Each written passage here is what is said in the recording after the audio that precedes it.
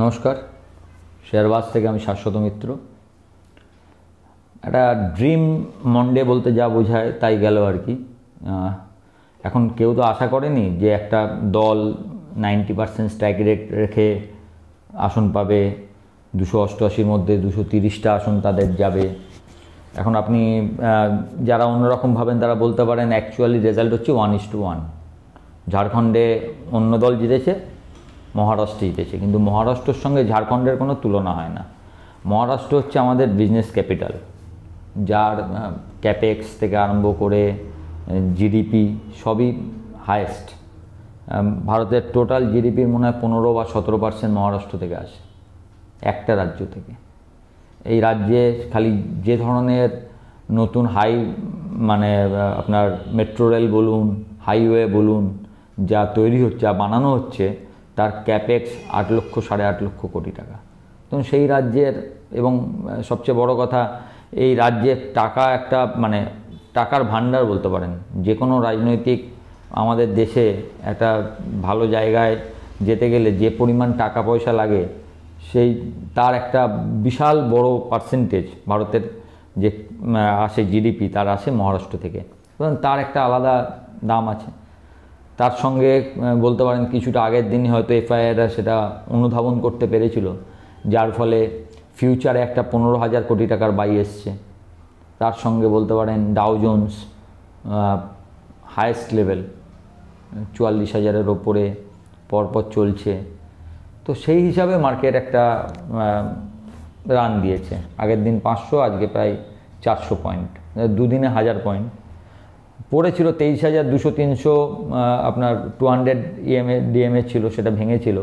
সেখান থেকে একটা শার্প পুলব্যাক দিয়েছে। এখন এটা শার্প পুলব্যাক না কনসলিডেশন হয়ে গেছে, বেস বিল্ডিং চলছে, এটা বেস বিল্ডিং হচ্ছে কি না। বেস বিল্ডিং যদি সত্যি এটা হতে হয়, সেক্ষেত্রে আপনার 23,800 আর ভাঙলে চলবে না। কারণ সাধারণত দেখবেন লো যেখানে ক্রিয়েট হয়, লোয়ের থেকে অন্তত 4 থেকে 5% ওপরে কনসলিডেশন হয়। তাহলে কনসলিডেশনের জায়গা মোটামুটি এটাই 24,200, 24,500, 4-5% ওপরে।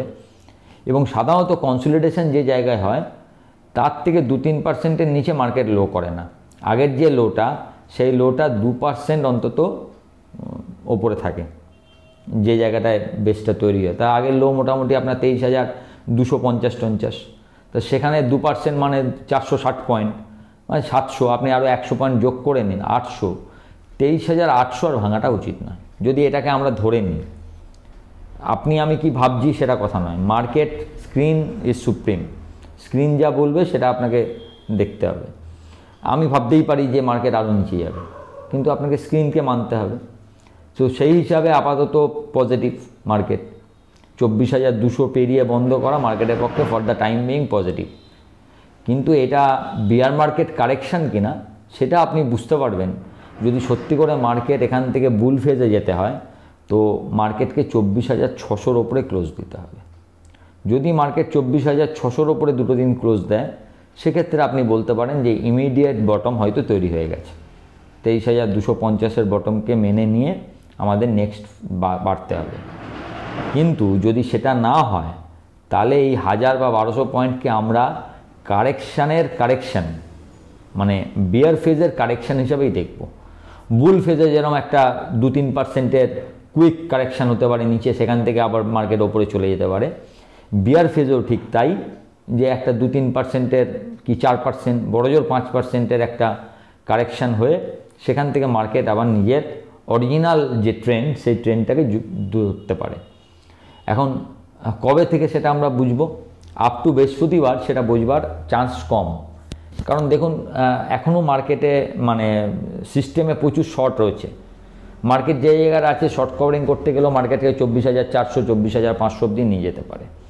তাহলে অ্যাকচুয়ালি আমরা এটা বুঝবো নেক্সট উইক থেকে। শুক্রবার থেকে আরম্ভ হবে নতুন আপনার সিরিজ, এবং সোম-মঙ্গলবার মধ্যে এটা ক্লিয়ার হয়ে যাবে যে এটা বিয়ার ফেজের কারেকশন নাকি একটা মোটামুটি বেস বিল্ডিং নতুন লো হয়ে গেছে। এখন এটা মোটামুটি এখান থেকে আবার নতুন করে ভাবা যেতে পারে। এখন এই প্রথমেই ডিসিশান নেওয়াটা একটু কঠিন। এবার যেসব শেয়ার সস্তায় আছে সেই যা হিসেব 5 বারে কিনবো বলে একবারে কিনতে পারেন, যেরকম ধরুন ওএনজিসি, যেরকম ধরুন রিলায়েন্স, যেগুলো আমি বলেছি সেগুলো 5 বারের জায়গায় ফার্স্ট, যেহেতু আপনি দেখলেন মার্কেটটা এখান থেকে শুরু হয়ে গেছে, প্রথম কেনাটা এখানে রাখতে পারেন। আবার 5-7% পড়লে তখন দেখা যাবে, 5% পড়লে সেকেন্ড, আরও 3% পড়লে থার্ড, সেখান থেকে আরও 3% পড়লে, এরমভাবে আপনি ভাবতে পারেন। তো এটা কনফার্ম নয়।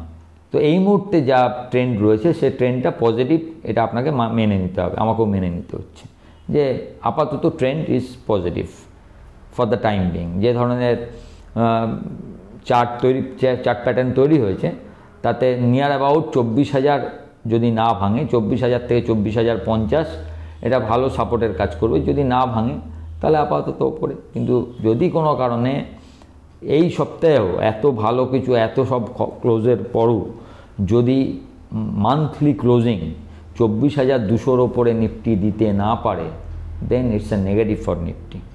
আমি মনে করব যে এটা বেয়ার ফেজেরই একটা কারেকশান মাত্র, নতুন কিছু নয়, কোনো নতুন আপসুইং নয়।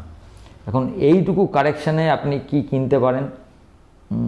যে ধরনের মহারাষ্ট্রে যে রেজাল্টটা দিয়েছে সে রেজাল্টটাকে আপনাকে অন্যভাবে দেখতে হবে। মহারাষ্ট্রে শুধু 230টা সিট যে লোকসভায় জিতেছে তা নয়, এই 230টা সিটের এগেনস্টে রাজ্যসভাতে কটা সিট কনফার্ম হয়ে গেল এনডিএর, সেটা একটা বড় কথা। কারণ রাজ্যসভা এবং লোকসভা দুটোতেই যদি সংখ্যাগরিষ্ঠতা থাকে একটা দলের, সে তাদের ইচ্ছামতো যে কোনো বিলকে পাস করাতে পারে, যেটা তার যে কোনো কাজের পক্ষে, মানে স্মুথ গভর্নমেন্ট রানিংয়ের পক্ষে খুব দরকার। এবং একটা জিনিস যেটা চলছিল যে 2024-এর ডিব্যাকেলের পর, বিজেপির যে রেজাল্টের পর, যে হয়তো বিজেপি বা মোদিজি নিজের পিকে চলে গেছেন, সফলতার পিকে, সবচেয়ে বেশি সফলতার অবস্থায় লাস্ট টার্মে চলে গেছেন, এর থেকে ওপরে যাওয়া নেই, এরপর থেকে ট্রেন্ডটা নিচেই হবে। কিন্তু এই মার্কেট এই দুটো রেজাল্টের পর আপনাকে মানতেই হবে যে ওইটা যদি ওটা অ্যাভারেশন ছিল, হয়তো আবার আস্তে আস্তে উনি আরও বেশি শক্তিশালী হয়ে যাবেন। আপনি দেখেছেন একটা লোকসভা সিটই হয়তো বেড়ে গেছে, ন্যান্ডেড বলে একটা লোকসভা ছিল মহারাষ্ট্রের, সেটা আগে কংগ্রেসের ছিল, এই বাইপোলে সেটা বিজেপি জিতেছে।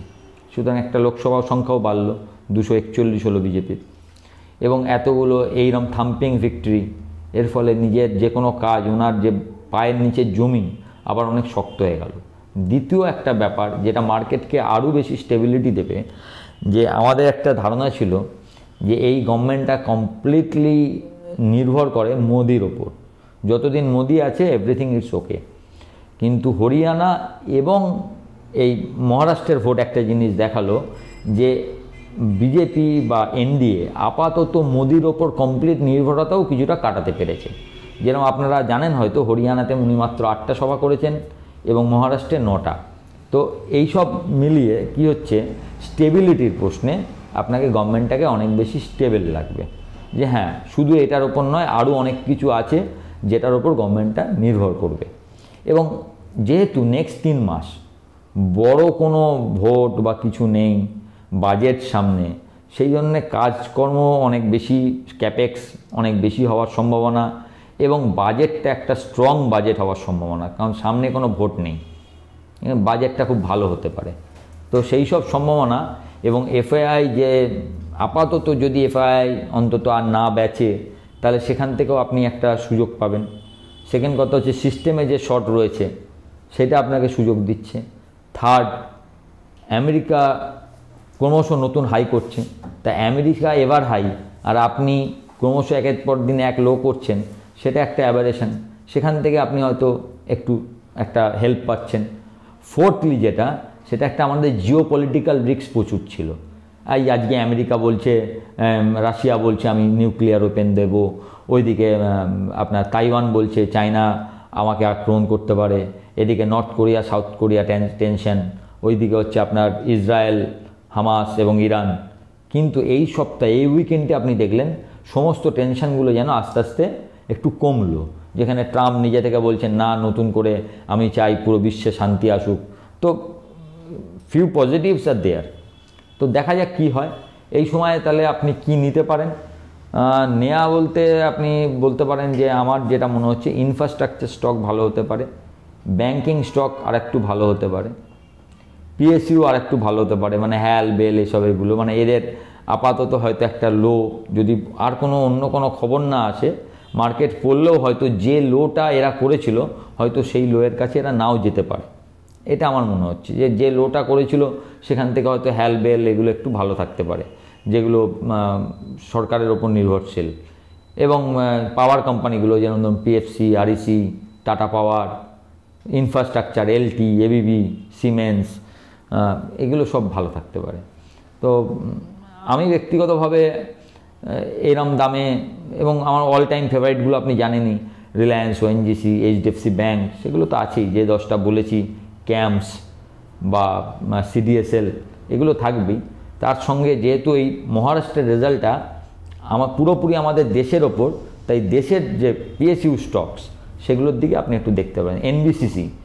NBCC may be a great player, কারণ আরও বেশি পিএম আবাস যোজনা, আরও বেশি কাজ হতে পারে।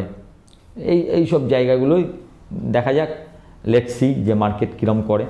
তবে ব্যক্তিগতভাবে মনে হয় যদি 24,200 না ভাঙে, যেটা আজকে 24,200-র ওপরে মার্কেট ক্লোজ করেছে, সেক্ষেত্রে মার্কেট হয়তো 24,400, 24,500 এই জায়গাটা যাওয়ার চেষ্টা করতে পারে বিফোর বৃহস্পতিবারের আগে, মানে এক্সপায়ারির আগে। তবে আসল পরীক্ষা হচ্ছে এক্সপায়ারির পরে, যে এইটা কারেকশানের একটা কারেকশান নাকি already low has been made, সেটার পরীক্ষা আমরা নেক্সট উইকে দেখতে পাবো। ভালো থাকবেন। ভিডিওটা ভালো লাগলে একটু লাইক শেয়ার করবেন, এবং যারা প্রথমবার দেখছেন কাইন্ডলি সাবস্ক্রাইব করবেন, এবং আমার টেলিগ্রাম চ্যানেলের লিঙ্ক নিচে দেওয়া আছে, টেলিগ্রাম চ্যানেলে যুক্ত থাকবেন। আমি চেষ্টা করি টেলিগ্রাম চ্যানেলে আপনাদের সঙ্গে আপনাদেরকে যা ঘটছে তা সেটা জানাবার। ভালো থাকবেন। নমস্কার।